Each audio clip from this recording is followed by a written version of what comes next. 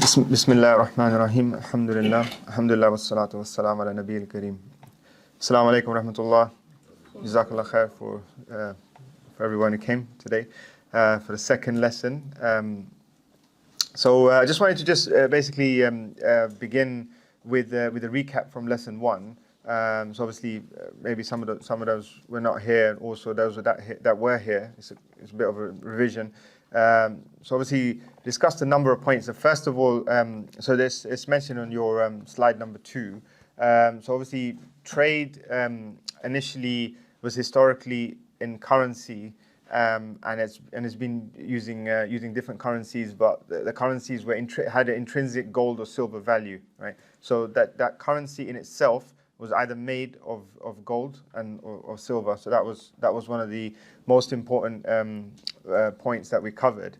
Then also what happened after that historically is that the trade changed in terms of the trade became in currency that was no longer made from gold and silver. However, it was backed by gold and silver. So you had like coins that are made from different materials, copper, zinc, etc. And you had notes, etc. That were there, paper-based notes, but they were backed by gold and silver. And when I mean backed, it was backed by the governments and the kings or the rulers that were actually in rulership. So for example, if anybody were to wanted to trade that specific paper or coin or metal coins for gold and silver, they would be able to do so. And if they were prevented from that, then they could report that to the authorities, and then the authorities would actually have to honor that. So that was the thing. And then afterwards, obviously, in this modern times, from the 1930s, we had the fiat currency, so where the gold standard was completely dropped from the gold. So the currency in itself no longer had any intrinsic value, right? So the currency had no longer any intrinsic value. You could not exchange it for gold or silver. So that was the thing. So it started off in the UK, which was probably the most developed economy at that time in the 1930s. Then the US followed, and other currencies also followed suit. But then the US was a unique scenario, because the US actually still had their currency pegged against the US dollar. But then in the 70s, they removed that pegging as well. So that's very important. So now in the modern day and age where we live now, this time, there is no currency that's either pegged or backed, as far as I'm aware, on a commodity like gold or silver. And it's a pure free market, as they say, and in terms of the currency. So that was one of the most important points on that we covered. Second points we covered that were very important was around inflation measures. So I mentioned a couple of inflation measures. I used the UK as an example, as a baseline. We had, but just to recap, so we had the RPI, which is a retail price index. That was an initial measure of inflation that we had, and it was recently taken away, and it was the introduction of the CPI, which is the consumer price index. The retail price index, as a recap, is basically the average price of a basket of goods, and you measure that over time, and you can see the depreciation or appreciation of the value of currency over time through you looking at the RPI. But also the CPI, they deemed it to be a better, more accurate measure, because the basket of goods was actually wider. So they included more goods into that basket. And the other important thing to know is that the RPI was based on a geometric, or it's still based on a geometric mean average, right? So the one of the benefits of the geometric mean average is that it will allow you to have more equality in the set of numbers that you have. So the average is not influenced by outliers. That's one of the things. And then, but the CPI is actually based on a weighted average. So, for example, if you give more weighting towards certain goods in the basket of goods, then that will carry through into the average. So, for example, water is an item in the basket of goods, and it's more valuable than milk, for example. So it has a heavier weighting than milk. So that's one of the reasons why. And then lastly, just a point. The last final point of inflation was that the inflation depletes the value of currency, which you hold in real terms. So that's the thing. So it's basically higher inflation means lower the value of the currency. And I was just going to draw a couple of graphs just to make it the point very clear. Sorry.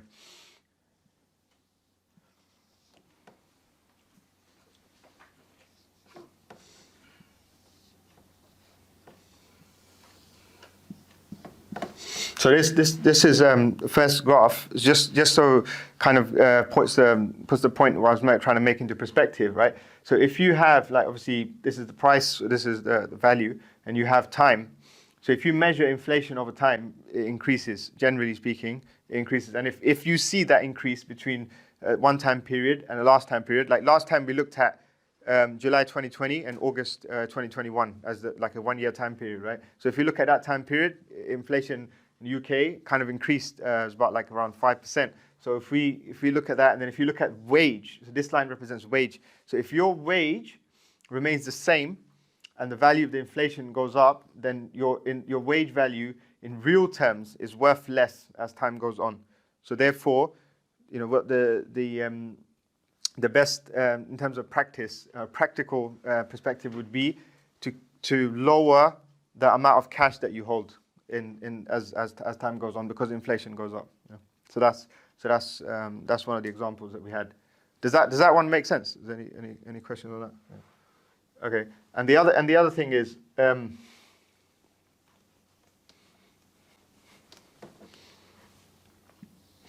other perspective to look out for. If you are having a wage increase, so for example, like if you speak to your employer or whatever, and they give you a wage increase, so they say, okay, yeah, your salary is going up, you have to measure it against the rate of inflation, so to see the real effect of that wage increase. If your wage increase is lower, there's a difference between the wage increase and the rate of inflation, the way that the percentage by which your wage is increased and the percentage by which inflation is increased is lower, then that means that your wage increase in real terms is less than the monetary value of that wage increase. And we use the example of like 40,000, 50,000 pounds as well. So does that make sense? Clear? Okay. So that's the recap. So we're gonna go into like more deeper things now. So hopefully it'll be interesting. But please do ask questions if there's anything like unclear, because quite going into like quite a lot of economics, but it's very important to understand this concept. So if you turn to like slide number 3, we'll kind of cover that as well. So obviously, so higher inflation means the prices for less quantities. So basically, what you were getting when the inflation was lower, you're getting more for your money. And then in the future, if the inflation is higher, you're getting less for your money, right? That's the other way to look at it, right? And then so obviously, what happens is the effects. I'm talking about the effects of inflation. So effects is that where the inflation is happening, where the inflation is high, the foreign currency FX rate will also drop as well. So that's an important point, right? And there's a concept known as PPP, which is purchasing power parity. So that's a very important perspective. So it's basically, it will tell you the purchasing power parity will tell you the power of a currency relative to a power of another currency. So you can compare and basically contrast in terms of like the goods that you can purchase and that kind of thing. So for example, I've given examples there as well. So like how and purchasing power parity is actually how they work out foreign exchange rate, right? So if anybody ever wondered why this current exchange rate is like between this and this, in this day and age, that's how they use. They use purchasing power parity, and it's basically you're looking at the cost of the basket of goods in one currency or in one country, and then you see the average price of it, and then you take the basket of goods in another country, take the average price of it, and then divide it one by the other, that's your exchange rate, basically. So that's purchasing power parity. So for example, I've given an example there. So if you have a country that has like an annual inflation rate of 10%, right? That's very high. So that means that the country is able to purchase 10% less of real goods, right, by the end of 1 year. So that's quite important. But then when you look at a comparative example, let's say the UK had an increase of 3% and the UAE had an increase of 6%. So that means that relative PPP, the UK can purchase twice as much as the UAE, and it comes to the same basket of goods. So that's quite important. So obviously, in real terms, if you look at the currency between, UAE and UK right now, it's about 1 to 5, right? So that's the ratio. So that's the reality. It's 5 times more expensive to purchase same basket of goods there than it is here, right? So that's an example. Yeah.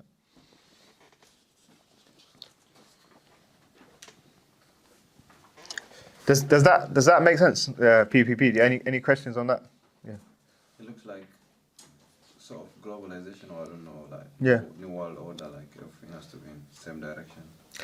Well, so if you have, because obviously everyone's operating under the same rules now, right? Because you have the fiat currency. That's the problem. So the depreciation of currency is obviously is having an effect everywhere. Well, since the standard was removed. So since it's not backed by anything. So it's the same thing. So I'll ask a question back actually to everyone. So say, like, from an Islamic perspective, right? What is a preventative measure for this kind of thing happening? Like, because inflation, so inflation, governments want to control inflation, right? They want to lower inflation because it's basically means that people will stop spending. They'll reduce their spending, right? Because everything's expensive. So they will be like, I'm not going to. It'll be discouraged to spend. But governments want people to spend money, right? Because because it's a strong economy. When people are spending, it's a strong economy. So why do you think, like, from an Islamic perspective, like it kind of what aspect of Islam like prevents this, or can really help control inflation? Like, do you think, just from your knowledge? Yeah. Zakat. What you say? Zakat? Zakat, that's it. Yeah, that's right. I was going to say justice. Well, I mean, yeah, the principles of Islamic finance is based upon justice, right? For everyone, justice for the buyer, the seller, and everyone around. That's it. But zakat is the concept because zakat actually stops you from hoarding money. So for example, if inflation is high, right, then if people are keeping their money to themselves, you still have obligation to pay zakat. So it doesn't matter. So you may stop your personal spending, but the economy will still have money being pumped into it because people are paying zakat. So that's something very very important. Sorry, but it looks like it's not like win-win situation, because if you spend money, things are expensive, and if you keep your money, you're still losing the value. Yes. So, yeah. Because in the olden days, if you keep it, you've got the equivalent of gold, right? So you can always, and you had that control. So that's one of the reasons why people say that was removed, because the control is removed from the people and is given to whoever has the control. So that it's taken away. Yeah. So that was one of the reasons. So it is a lose-lose situation, absolutely. If you're holding cash, that's the thing. So that's the key thing. If you're holding cash only. If you spend as well, things are expensive. Yeah, but what you're holding is up to you. So that's your choice of what you hold. Doesn't have to necessarily be cash, right? Because remember, so one thing is, like, if you want to trade, right? If you want to trade, you have to. The only way to trade is with cash, right?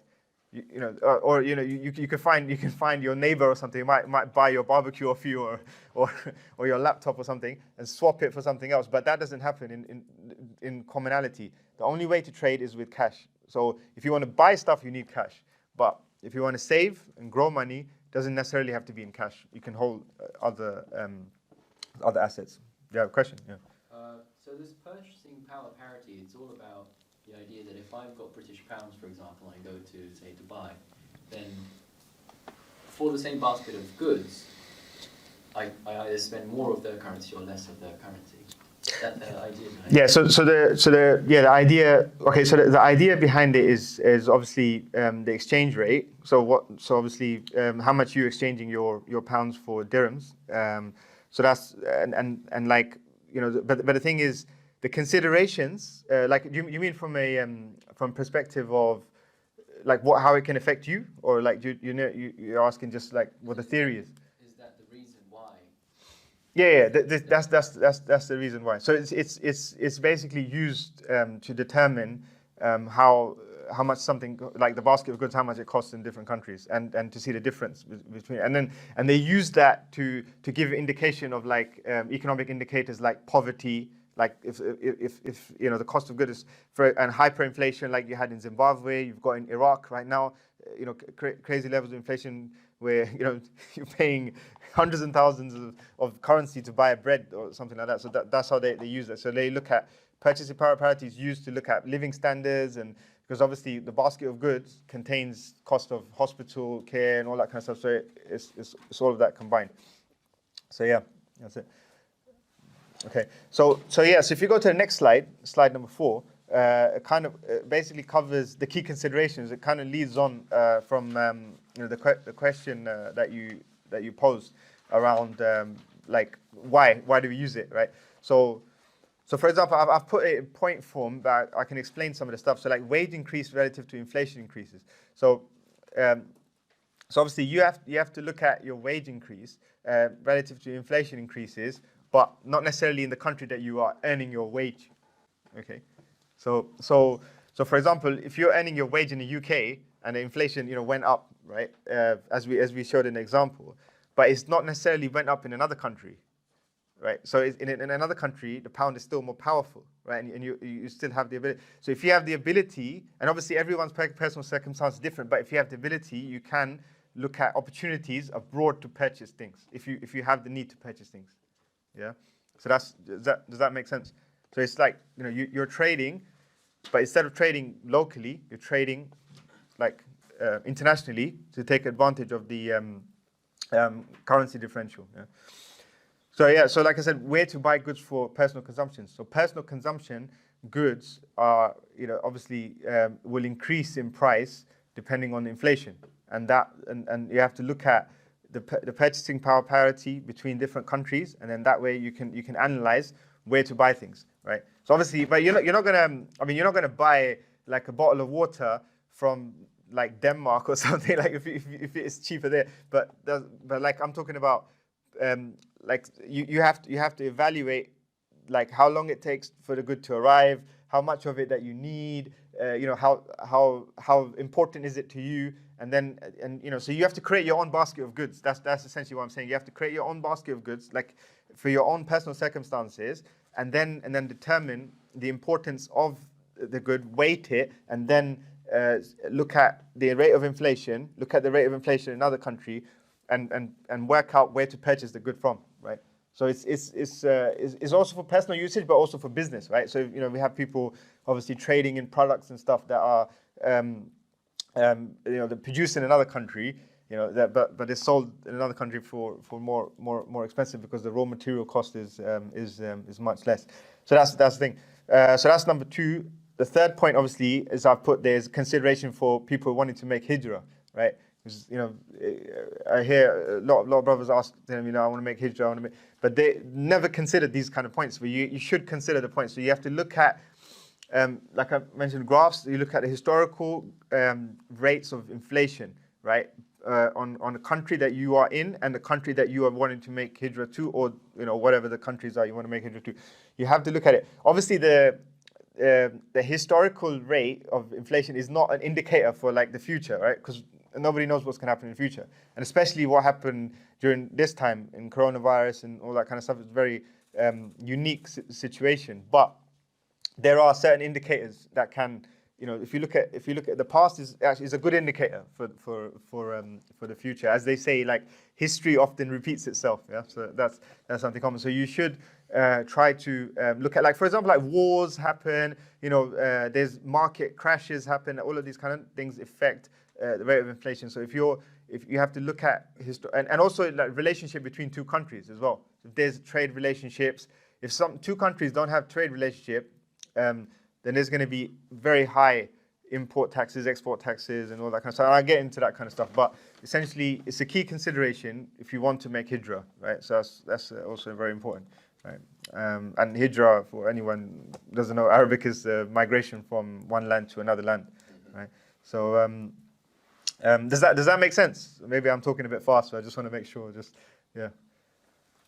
So this is the whole consideration here is that you're going to be purchasing another currency, and there's going to be a different. The cost of living is going to be different. The basket of goods is going to be different. Yeah. You want to see how much currency your current currency can purchase. So British pounds, how much you can purchase from. Well, look, see, there's a couple of scenarios. So first of all, where are you earning? That's number one. So are you earning in the home currency, or are you earning in the country B's currency? That's number one you have to look at. So if you're earning in pounds, or you have some source of income in pounds, and then you're going to be spending it in, obviously you're going to the second country and you're going to spending it over there, then that's then you would consider it, because that's very important. But what I meant as the overall point is, you're earning in a different currency, you're spending a different currency, you will have a different basket of goods. The rate of inflation is affected by different factors in that country. So all of those points you have to consider before you move, right?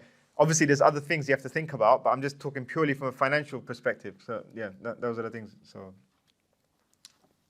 okay, yeah. Any other questions on that? No. Okay.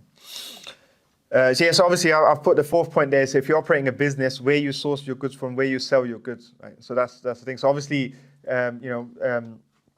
you have people, we go on holiday to different countries, and you often go back and you tell your family, like, oh, that was really cheap over there. Or like some of us obviously came, or our parents came from different countries, right? So we know like that there's certain goods that are very cheap over there. So there's obviously business advantages of that. Big corporations take advantage of that. Yeah, so like you've got like the big producers, and I'm not going to promote any of them here, but like the big companies, sports brands, etc. They essentially will have the produced in Africa, in Asia, in subcontinent, India, Bangladesh, Pakistan, etc. And they will sell it here for 400, 500, 600% the markup value. So those are things, but they are all taking advantage of inflationary measures, right? So that's something. So it's something to consider as well. If you're thinking to go into business, these kind of things are very important. Like the difference of inflation, because something may appear to be really cheap, right? But it's not really that cheap compared to how much it is in another country. You have to look at the inflation. It also affects it. You have to look at comparative inflation rates. Okay. Okay, yeah, so the other thing I was going to say, due to the nature of like fiat currency, the effects of real international advantage are limited. So the point I was trying to make here is that when you do trade internationally, right, there is certain advantages, right? So every country has an advantage over another country, right? So you like, for example, certain countries have an abundance of natural resource, right? So you can use that natural resource, or they have a skill set in labor, right? Certain skills are there in certain countries, and you can utilize those skills, right, to export them into another country. But because of this unfortunate situation with the fiat currency, it depletes the value of that, right? Because of because people are not paid, going back to this graph here, people are not paid like exactly what they're worth in a lot of circumstances. So that's one of the things. The effect of like natural resources, countries have natural resources, those things are not, the effects of that are dimmed down the effects of the indigenous skill set is also depleted as well. So those things are like quite important to look at. The next thing I put on the point was that the oppressive measures, they make things to look out for. So obviously, they like for example, other governments, they understand that obviously, that there's differential, right? So if you're working out, somebody else is working out as well, right? So for example, like the poverty level in certain countries, and when people in that state, then they will feel to get emotional and do these kind of things. So that's basically some of the oppressive measures. The other thing was the other measures undertaken. So this is what governments do. I'm talking about, like, to actually try to reduce the level of inflation, right? So it's good to be aware of it, because it affects all of us, right? Because there's no way to get out of this. Because everybody uses currency, and we need to buy things and sell things. So that's it. So for example, so you have lowering of interest rates, right? So the government, with lower interest rates to increase the probability of people borrowing money. Now, obviously, I'm not advocating anybody go and get a loan and pay interest, because from an Islamic perspective, it's not acceptable. But this is what happens in the reality. I'm just telling you what the situation is in the world and in the society. So again, they will lower the interest rate, and if you look at the interest rate right now, it's very low, right? It's almost negligible at the moment. Why are they doing that? Because the inflation has gone up, as I explained in the last thing. So they're encouraging people to take loans, because they have to pay back. The interest rate is low, so they have to pay lower interest rate. So they'll borrow, and then that borrowing will, what will they do with the borrowing? They're going to spend it, right? So they're going to buy things, they're going to spend things, and that basically to get the economy going more, and hopefully reduce the rate of inflation. But you find, from a historical perspective, this is like a cyclical thing. This is like, it goes again and again and again and again. But obviously, if you compare it to like an Islamic model, it's way more efficient and it's much more better. Like if you have Islamic model where you have currencies that are asset backed, right? So it's commodity backed, right? The asset is gold or silver.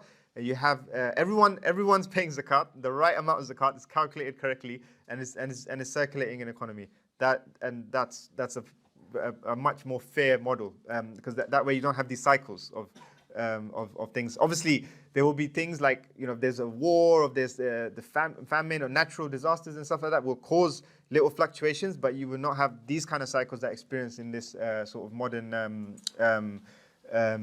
marketplace and world that we live in today. So that's the interest rate. Any question on that? Yeah. So these cycles that you're talking about, what are they? What cycles of what? Like, I'm imagining a graph or like that. So cycles I'm talking about is basically a cycle of firstly high inflation, increased prices, then it's lowering of interest rates, then it's higher spending, and then it's increasing interest rates to encourage people to save again, and they save, and then so that thing, and then it repeats again and again and again and again, and that's what happens, and Right. So you can sort of watch for the trend and see if it's going up or down, and decide how to invest or spend. Exactly. Yeah. So obviously in the cycle you have to look at like the value of the money, the rate of the interest rate, the amount of the people are buying, the amount of supply, the amount of money being spent. So there's all indicators for that. So there's government issued figures for that. So like the amount of people are spending, you can work it out based on GDP factors and things like that. And I can provide the figures of how to figure it out. But the key point to understand is that once you actually know where in the cycle we're at, that's when you can be most effective, right? In terms of negotiating salaries, making a business decision, buying high quantity of something, selling a high quantity of something. whatever it is, right? So you need to know where you are, where we are in that cycle with the economy that you're operating under, right? So, but also the thing is, it's not just one economy. You have to look at multiple economies. You can't just, because if your trade is affected by multiple economies, you have to look at two countries probably in comparison. So it's not just so straightforward. Yeah. Yep. It's like in the movies, right, where they have the graphs and then you just fix it. It's not as dynamic as that, but in real life. But yeah, that's the reality. Lowering imports and increasing production, right? So governments generally to reduce inflation, they'll lower imports, right? So that's very important. Anybody who's involved in trading internationally, governments will lower imports because they want local goods to be sold more because the imports are generally cheaper. So they want the local goods to be sold. So if the local, if that Polish bakery, for example, is not bringing the bread in, or you're not getting like that, the more cheaper stuff in the basket of goods, then you know why. Because the government will basically, I'm talking about UK example, they will actually reducing that supply so they can increase the demand for the local produce. Yeah, so that's what they will do. So you have to. So it affects whatever business. If you're involved in a business that's importing goods, it will definitely affect you. Yeah. Okay. Yeah. Sorry. So you mentioned something interesting there. Can a basket of goods in one country be affected by imports or a basket of goods in another country? Yeah, it can. Yeah. Right. Yeah. Yeah. Yeah. Sure. Are people's wages going up the same rate as inflation or not? See, that's the thing. It depends on. You have to check with your own employer. You have to check in your own industry. Some industries they will, right? So, but certain industries they will not. I don't know like the figures because obviously I work in the financial sector. But in certain sectors, right? If you have like certain in government sectors, like Royal Mail, other government entities. They have to do it. They have to keep it up by inflation. But in certain more private industry sectors, they can sell you whatever they want, because it's up to them. NHS and stuff like they have to do it because it's in the public eye, right? People would just But if you're working for a private owned company, they could just give you whatever. So for the person that's not getting their salary increased according to the rate of inflation, what should they do? Yeah, so they should negotiate for that because it's. What if they can't negotiate? They don't increase the salary because that's the majority of people. Yeah. So this is going into one of the other courses, but I'm going to be discussing about careers and like negotiations, salary negotiations, when to do it, how to do it, and all of that. But to answer your question now, essentially, what you have to look at is what industry are you in, right? So if you're in an industry where you can actually work for another employer, is better for you to work for another employer. If your current employer is not giving you a wage increase that's in line with inflation or higher than inflation, right? Because when on the average, if you look at I'll talk about finance because I know about finance. In the financial industry, in let's say mid-level jobs, and I'm talking about figures like last 5 years, yeah. If you change jobs from one employer to another employer, you're looking at a 10% increase anyway, just like that, just off the bat, because you're a skilled individual and you're going to another employer. If the rate of inflation has not gone up by 10%, right, it's gone up by 5%. So if they don't increase your wage higher than the rate of inflation, and then also to top up what you could potentially get another company, then it's not worth for you to stay. Right, that's in the financial sector. So yeah, but you can always negotiate. Because people just don't know how to negotiate. Because when you negotiate, it's not just a verbal interchange between two people. If you present facts and figures and you present the business case and arguments and everything, then they will keep you because they will just realize this guy's really smart. They will increase it. But what if that person's not a skilled worker? Yeah. And inflation's going up, but their wage is staying around the same. Yeah. So what can they do to kind of combat inflation? Because they're paying their salary a month. It's not covering what they would get for a basket of goods. Yeah. So what do they do in that situation? So the thing is, like, you have less negotiation power if you're a blue collar worker. That's just the facts. Yeah. If you're a white collar worker, you have more negotiation power because your skill set is unique. Yeah. And you're not easily replaceable. So that's the fact. So if it was me, I would personally I would skill up myself to get more skills and things so I can better market myself and yeah, because if you're reaching a wall, yeah, you have to walk around the wall. You can't just keep battering against the wall. So that's the thing. So this is one of the reasons why going through kind of stuff in this course. Obviously, in this one, covering basics of financials, people understand like different concepts. Obviously, we've got people from different backgrounds, different educational levels and everything. So I'm trying to keep it generic. There's some terms are quite complex, so I'm explaining them in a bit more detail. But then next, I'm going to go through career as well in a series of talking about like different business aspects, careers and potentials and things people can go into. So more than welcome to join that, and I'll cover some of these things in more detail and that. So yeah, hope that was useful. Yeah. Okay. Yeah. So. So the last one is like so lowering personal taxes to encourage spending.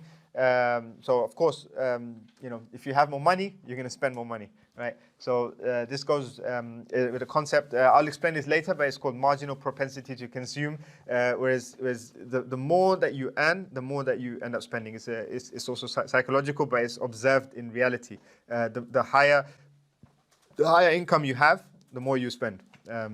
Even though your needs remain the same. That's just. It's just. Sorry. How can you beat that? How can you beat that? You have to control yourself. Yeah, but it's from a historical perspective. The data suggests that always people will spend more money when they have more money to spend. Yeah. So if they reduce the taxes, then they'll encourage people to spend. That's the best way to get people spending more money, is to give them more. Okay. Do you have a question? No, but it just reminded me, there was a colleague of mine who got tax back £400. Spent it all in one day. Yeah. That's it. I mean, I've heard of people that got a student loan, right? And I'm not encouraging getting student loan. Don't get a student loan. You can work jobs and you can get your university degree. It's doable. It's perfectly doable. I've done it myself, so you don't need to get a student loan. But when people get student loans and they've spent the whole loan in one day or in a week, right? It's absolutely crazy. So this is it's psychology, but obviously that rate of spending goes down. The wiser you are, the more experience you have, the age and all that, and more responsibilities that you have. So it's natural. If you have a family to take care of, you're going to be more careful over how you spend your money. Which is why they encourage everyone to take a student loan, because they want them to basically spend it and then take more loans to repay the previous loan, and it becomes a vicious trap. And then also like reducing money supply is also another method to control inflation. That's the last one, right? So reducing money supply, the main method to do that with governments employ is by issuing government bonds, right? Does everyone know what a government bond is? No. Yeah, okay. I mean, I'll just explain anyway. But like, a government bond is essentially it's a loan that the government is taking from you. So they would invest. So whatever the money they're taking, and they put it into a fund, and that fund is basically the money's been held and invested somewhere else, and then they pay a coupon, which is obviously a fixed amount of money. They pay that Where do you mean? Where do they get the money from? from the people. From people like me and you. They borrow money from the people. Yeah, How? because they'll give them a return in a fixed return. Okay. Yeah. So they'll say this bond is paying 3%, right? So if you want to give £100, we'll give 3% back, right? That's it. It's just money on money, right? So that's what they do. So they borrow the money and then they give out that, but it's fixed for a long period of time. So you don't get paid like straight away. You get paid in a year or in 5 years or something like that. Yeah, or it's a lump sum. They say they'll pay you a lump sum in 5 years. So that way they're taking your money off you and it's taken out of the market, it's taken out of circulation. You can't spend that money anymore because it's not in your hands. You've locked it down, you've taken it. So that's the modern way in how when they did it before, right? When I explained the example of the gold, right? In the 30s, when the US government issued a law that everybody had to turn in their gold. And obviously they gave them the paper for it, which is I think is the worst exchange in the history of mankind, where you gave away gold and took back a piece of paper. But anyway, that's what happened. It was imposed on those, and that's it. So this is the same thing. They're taking your money off you, basically, and to reduce the circulation of money in the market. Yeah. They're asking what is the difference between M1 and M2 money supply? Yeah, I'm going to get into that. Are you going to get to that? How do they have the slides or something? One ahead. Yeah, they're 2 slides ahead. What's happening now? Are they reducing the money supply? Or? Yeah, they're trying to reduce it. Yeah. So basically, if you know, how do you know? Like, obviously, I would not encourage anybody to get into fixed income investing, because it's obviously it's interest based, money on money. But what I'm saying is, like, how do you know that they're reducing the money supply? You have to look at the fixed income, the bonds that the government's issuing. You can see them on the internet, right? It's all available. And look at the rate of return that they're giving on it. If it's gone up, right? Since you look at it between a time period, everything is like, look at it between 2 time periods, right? And if it's gone up, then they're pulling the money. So that's something to be aware of. But why do they take bonds when they're printing money at the same time? No, they are not. They will not print more money in this time, because the rate of inflation is really high at the moment. So they will not be. So they're trying to reduce the money supply. So they're taking the money. Yeah. Is that the UK or worldwide, the US as well? It's different in different places in the world, because the rates of inflation is different. But I'm talking about UK specifically. Yeah. Is that the reason for example, the fuel price has gone up because of the inflation? Well, the fuel is in the basket of goods, yeah, it is. But the fuel is a weird one, because fuel is not produced here, right? It's all imported, right? So that's slightly different. And there's other things affecting fuel at the moment. Obviously, you know what happened like a month ago or whatever. But that's because of the Brexit situation and all that. So yeah, fuel is a strange one. It's more complicated, but it's definitely in the basket of goods, yeah. Yeah, question? Yep. So, if the government is putting money out of circulation but promising an increase over a fixed period, surely that money will eventually have to come back? Yeah. So there's a definite upwards trajectory, there's no going down? No, the money will go out, but not everyone's going to get it back at the same time. So you have mathematicians and statisticians looking at, like, the probability of when you'll get the money back, right? So some people, so if you looked at, I mean, this is going into like fixed income bonds, right, how they work, but like you have different terms. You have 1 year, 5 year, 10 year, 15 year, 20 year. So not everyone is going to take the same term, right? And obviously, and they will not, and they will look at your personal situation before they issue you the bond, right? So they'll look at how likely you are to want it back. They'll look at your income. They'll look at all of those kind of factors. So it's not all going to go back at the same time. It's all going to be staggered, or they have some probability. So they also look at when people die as well. So if they have a high probability that you will die based on your age or personal circumstances that you have, you know, God forbid, illness, cancer or something, they will issue you a very good deal. Well, because you're not likely to receive the coupon, right? Because you probably most likely have not put it in your will. How many people have a will here? Like, you know, and it's up to date. No, if by default, nothing will get inherited. By default, in this country anyway, your assets are the Queen's assets. If by default, unless you nominate someone, or you nominate at least a trustee that's responsible for your affairs after you pass away. Yeah, that's it. So that's why, I mean, that's another encouraging thing. That everyone should have a will. No matter how old you are, like how young you are, you should have a will. Or you should have at least a trustee appointed that will be able to distribute, that you can trust, that will distribute your assets, and also be aware of where you've invested in as well. Because if you don't tell them, they don't know, right? Yeah, and it's not on the onus on the government to tell you where you invested your money. They don't have the time for it or the resources, so they'll just take it. So, yeah. But yeah, that's the reality we live in. You know, it's not my personal opinion. That's just how it is. These things are based on this kind of thing. So yeah. Anyway, that was an interesting discussion. So we go into slide number 5. Getting more interesting now.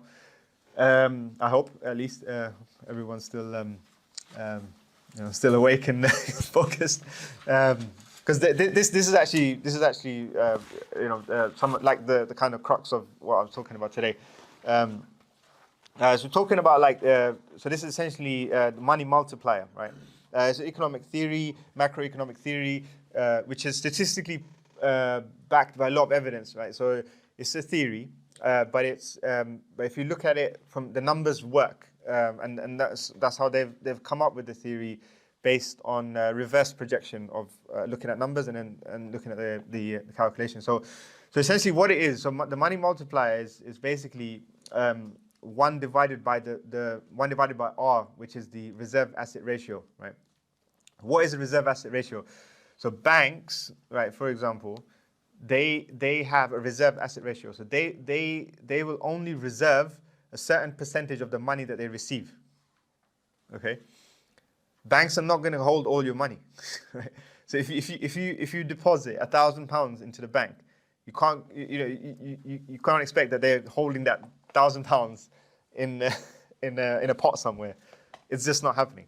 They will loan that money as soon as they get it, right, to another person who wants it. But in order to basically accommodate for the demand. So in case you come back and say, I want £1,000, or you want to withdraw some money from your card, they keep a certain percentage of cash, physical cash, and that is called the reserve asset ratio. Okay, yeah. If you want to read about more about reserve asset ratio, there's a regulation that you should look up. It's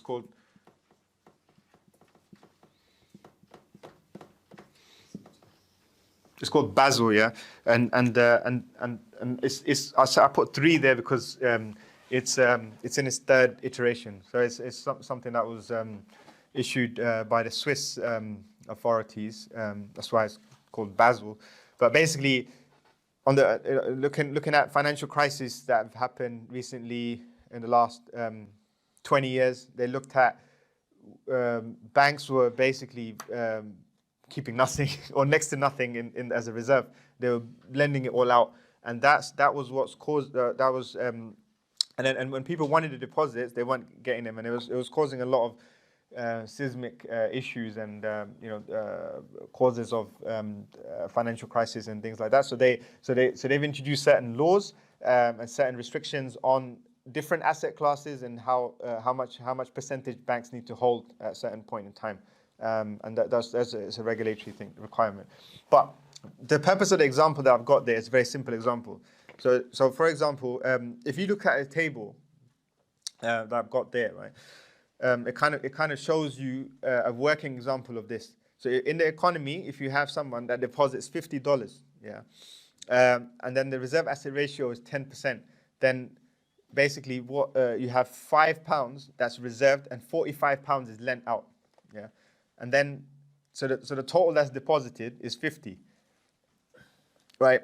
And then that cycle kind of repeats itself. So if you look at row number 2, step number 2, so you have 45 that's deposited, then reserve £4.50, and then they lent out £40, 0.50, and then you have £95 deposited.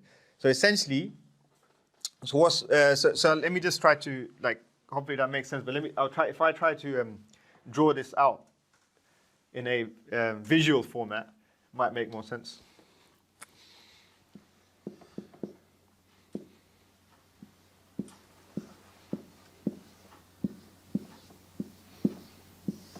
So basically, you have individual putting in $50 into the bank. The bank will lend out $45 to another person. That person then puts that $45 to another bank. sorry. So that's the cycle shown in the table, right? So it's basically going on and on and on. And essentially what happens is at each stage, right? So when this bank lends out $45, they're basically charging interest on that as well, right? So they're not lending it out for free.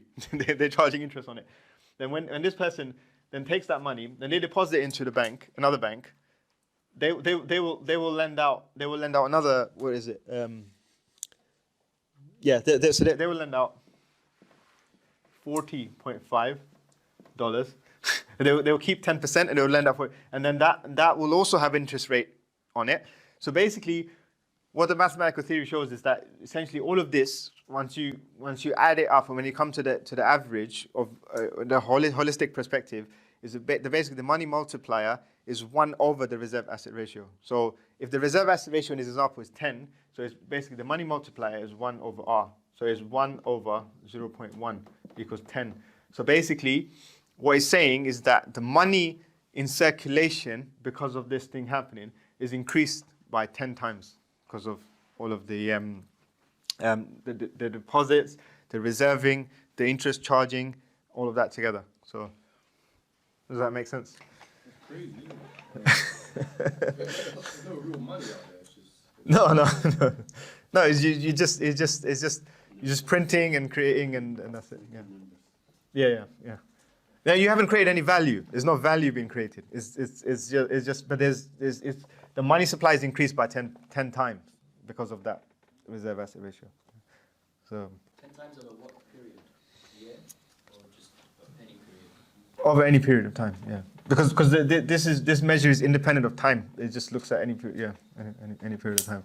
But but it's like in reality, it's not like exactly 10, right? It would be a little bit less than 10, but that's the theory. The theory is that that's the maximum it will increase by. So that's what happens because when the mathematical theories are not exactly 100% according to reality, but that's exactly what happens because in a reality situation, each bank will have different loans. Right, so they will have different loans. They will have personal loan. They will have a student loan. They'll have a car loan or whatever, and they will have different interest rates associated with those loans. So therefore, the money is not going to be exactly every bank is not equal in that sense. So the money is not going to be exactly increased by 10 times, but it will be close to 10.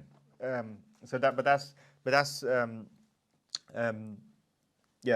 the reason. So that's important to understand because why I'm saying it is like, look, if you're putting your money in the bank, then it's actually helping this system, right? It's helping the spending of it's helping interest because it's essentially encouraging, they're giving the money to charge interest, but also it's increasing the money supply. And when the money supply increases, what happens? Inflation goes up, right? Because it's you're devaluing currency, right? Because of the it's more of it available. So that's the thing. But I mean, obviously, some people have to you have to put money in the bank as well. So I'm not saying go and take all your money out of the bank, but that's the reality. I'm just telling you the reality. The more money you're putting in the bank is increasing this, and it's affecting. Obviously your impact is minuscule because depending on how much money you have. Unless we have like multimillionaires here, inshallah. So, but that's the case. Then I will get into that a bit. I'm just telling you the problem, but I can't tell you the solution straight away. But like it's something to think about for now, because I'm sure that.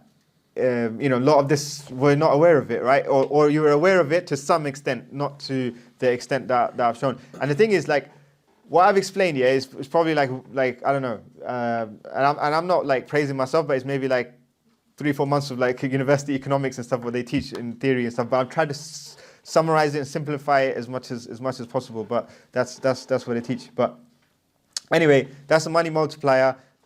You understand the reason for showing it and how it affects the economy. Last slide for today, and it goes back to the question that person was asking about M0, MB, M1, M2, M3. So what is liquidity, right? So I wanted to just give an example of liquidity. So liquidity is obviously like how fluid something is, right? So obviously, if you have water, it's more fluid. It flows through more things than oil, for example, which is also a liquid, but it's more dense. So it's the same concept applies to money. So if you so the more liquid an asset is or money is, right, the more easier it is to exchange and trade for something else, right? So the most liquid money is called M0. Yeah, because money has different classifications. So M0 is cash, right?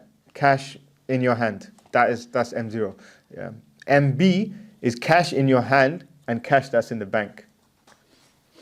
Right? Because obviously cash in the bank is less liquid because you have to go to the bank, you have to prove your identification and you get it out of the bank and then you have it in your hand. So it's less liquid, right? So there's a delay between the trade. But cash in your hand is cash in your hand. M1 is cash plus also multiple types of accounts in your bank. So you may not have one account, you may have multiple accounts. So it's that. M2 is savings and also cashing deposits. So some people have like fixed deposit accounts, right? I mean, hopefully nobody does here, but like there is fixed deposit accounts that they offer interest rates on it, right? So they will say fix your deposit in this account for 1 year or like 5 years, whatever, and we'll pay you a certain amount of money as a percentage on that. So that's why people fix it. So that's M2, and M3 is larger deposits, institutional money market funds. And like, so larger deposits is obviously the more amount of money that you have in the bank is actually, the less liquid it is. So because obviously certain transactions you want to make, the bank will get the reserve asset ratio will get affected. So let's say you're a millionaire, you have like 10 million in the bank, right? And you go to the bank and say, I want 10 million, right? They're not going to give it to you straight away. They'll say, oh, we'll give it to you in a week, or we'll spread the payment over a month or something like that, because they just don't have it. They've loaned it out, you know. They may be able to, yeah, sorry. Where's the majority of the UK's money, like the people? Which category would it be in? Would you say? Oh no, it's not in one main category, but it's spread out. But like the number of cash in circulation is low. Like it's low. Yeah. I mean, some economists are saying that cash is going to be gone by 2027 in the UK. It will no longer exist. So, yeah. You're referring to paper cash. Paper cash, yeah. Electronic cash is something. I'm not even going into that yet. But I'm just talking about money. Yeah. Did you have a question, or were you just stretching? No, stretching, yeah. Okay, stretching. Okay. Yeah. So definitions are there. Liquidity refers to ease with which which asset or security can be converted into into cash without affecting the market price. Right. So obviously liquidity is not just for cash; it affects other things, and I'm going to go into that just briefly for the last part of this session. But yeah, so cash is the most liquid of assets when tangible items are less liquid, and that's it. So the two main types of liquidity include market liquidity, accounting liquidity, yeah. So important considerations, right? So like I said, this is not. I'm just not telling you this theory, right? You can find you can read about this stuff in books and things, but the point is, like, how does it impact you? That's the practical aspect of it. So the more liquid your portfolio is, the easier you can trade. So that's one of the most important consideration, right? So what does that mean? What's a portfolio? Right? A portfolio is the same thing. It's like a wallet, right? If you have a wallet, you've got different things in your wallet, right? You've got cards, yeah. You've got cash, you've got coins, you've got, I don't know what else, chewing gum, or I don't know, whatever. But like you have different things that are worth something, right, in your wallet. So a portfolio is like a arbitrary representation of your assets that you hold, right? So some people have property, some people, you have, like, whatever you have in your portfolio is what you're worth, basically, from a financial perspective. So the more cash that you have, the more easily you can trade. That's the concept, right? Why? Because cash is only, like I said, tradable most easily and the most common tradable asset, right? I'm not saying you should hold more cash, but I'm just saying that if you're in business, right? If you're trading in your business, you're buying, selling things, you should have more cash available to you, right? Not necessarily in the bank, but like available to you. That's what I meant. So that's one of the consideration, all right? Second point is historically liquidity didn't matter as people could usually trade physical assets. So that's obviously going back, thousands of years. People were trading physical assets, and that's how trade would happen. And then also then after that, people could trade currency that wasn't getting devalued because it was gold or silver, and then or it was backed by gold and silver. So that was the thing. But currencies nowadays obviously getting devalued. So the amount of cash that you hold, you also have to consider the devaluation of that currency as well. So whatever currency you're holding, you have to look at its value right now and its potential future value. Yeah, go. Which currency holds the best? There's no best, but it depends on the basket of goods, right? So you have to look at the basket of goods, what you can purchase and how much is worth. So right now, the strongest currency in the world is Kuwaiti dinar, right? So the basket of goods is the most value you can get out of your currency is Kuwaiti dinar, right? So that's it. But is the Kuwaiti dinar in wide circulation? No, it's not. Because this is restricted to a certain population that's very small, and also a certain region around the world, Middle East mainly, or investments in wherever the Kuwaitis have invested their money. So, it's not in wide circulation. Like the US dollar is very in wide circulation, and it's, so that's the thing. So it depends on the circulation as well of that currency. Yeah, do you have a question? Yeah. I was going to ask regarding Kuwaiti dinar. Why is it so high value? Because because of their assets that they have. Because of probably number 2 or 3 in terms of oil producers in the world. The second richest in terms of per capita wealth. So like the amount, the average person the average Kuwaiti is worth, I don't know, about $900 a day in terms of income wise. So you've got so those things will boost the currency, right? So those are the factors. But it's not obviously it's not backed by oil. There's no currency that's backed by it. Like I said, there's no currency that's backed by it. But that's the reason why it's very strong. So yeah. Because of the limited number. Limited people that's using it as well. There's not that much in circulation. It's just not that much in circulation. If you go, let's say you just go around all of Brent, right? Find a foreign exchange that will give you Kuwaiti dinars. I doubt you'll find one. I highly doubt. Yeah, but if you go to Mayfair, you might be able to find it because it is in circulation there, but not necessarily everywhere. But yeah, so that's why it holds strong value. Why would, for example, Saudi, for example, they have vast reserves. Yeah. And they've maybe got assets all over the world, probably, whatever. Yeah. But the currency is worth less. Yeah, why is it less than compared to? Yeah, there's a lot of factors to it, but obviously, like Saudi has probably 1,000 times more land, so it's distributed much higher population. There's a lot of bad press for Saudi, unfortunately. So that's the other thing. So some of this stuff is speculative. Yeah, the currency valuation could go down based on speculation, like there's some danger happening over there, or like those people are a bit bad, or whatever. Anything can affect it. So The dollar, though, right?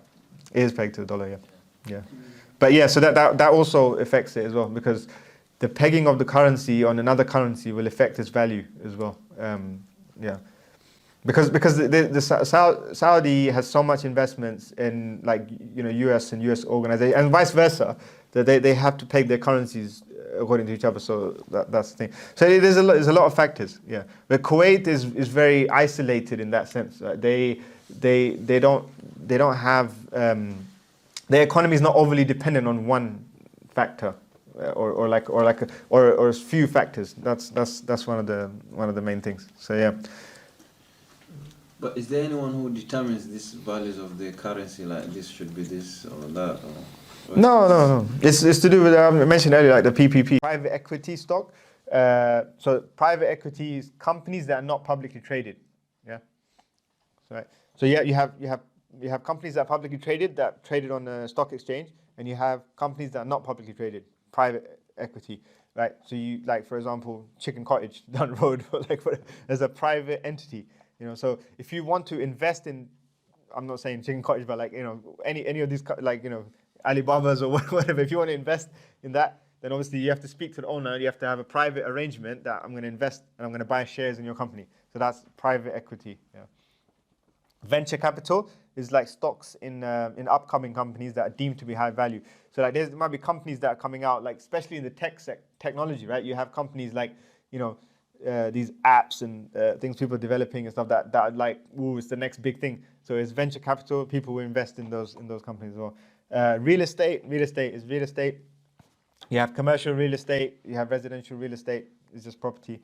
Infrastructure, obviously, investment in facilities, services, installations, that considered essential for functioning of something. So like, you know, like you may have, you can invest in, like, you know, there's things like you can invest in the air conditioning of a power plant or something, you know, stuff like that. So it's a government-run like schemes that you can invest in that, and they use that money to keep it running, and they pay people out of the Are those facilities owned by the government or are they owned privately? It could be private or government owned, but mainly it's government owned. Yeah. No, they don't lease it. They'll have a facility. It's some sort of facility, right? Yeah. They will take the money from you to keep it running, and they'll pay a benefit for that. So that's how it works. Yeah. So it's not like a share in the facility. It's just. It could be a share in the facility. It could be a share, yeah. Because if the facility is like they want to sell it, they could tell you that, look, there's, like, for example, they could have a power plant, right? And they say, like, we're going to sell this power plant in 5 years, right? But we need some money in order to make it better, right? To increase technology or something like that to make it better, and then those people will buy it from us in the future. So they might take they'll take people's money and they'll say, look, from the sale, how much profit we've made, we'll divide it amongst the people that have invested. So that's something. Infrastructure. Commodities is obviously gold, silver, platinum, diamonds, human capital, and that's it. And I won't go into the other graph because I think we've kind of gone over the hour probably, but yeah. But the other graph, because it's good. It's a lot of questions, so it's nice to engage in going back and forth. Yeah. Where would the cryptocurrency come into this asset class? That's been the most. So yeah, it's not there. So I've not put it there, but I knew that was going to come up. But like that's why I didn't put it there. Three people have asked. I've had to somewhat ignore them. Yeah. So cryptocurrency is a new asset class that was never there before, because most people, there's still a debate that whether cryptocurrency, they say currency, is either a currency or it's an asset, and people have not there's not ijma on that. Like at the moment, there's still a lot of difference of opinion on that, because of the things. Where would I don't know. I can't say either. And I'm going to go into cryptocurrency. Because I want to explain the attributes of cryptocurrency for people to take it forth. There's a lot of misinformation about cryptocurrency, so I will try to get into that in another session. Which is why you got to keep coming, you know, because there's more to come. So yeah, that's it. Thank you very much. Jazakallah khair. Thanks for coming.